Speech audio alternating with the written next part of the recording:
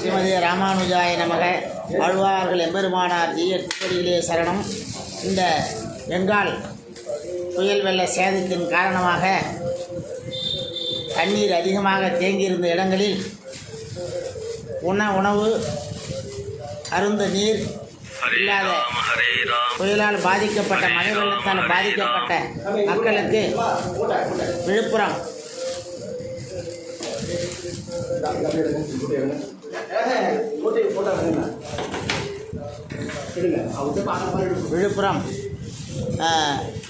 திருவேங்கட ஸ்ரீ ராமானுஜபுரத்தின் சார்பாகவும் விழுப்புரத்தில் அந்த ராமானுஜபுரத்திலே உணவுப் பொட்டலங்கள் தயார் செய்து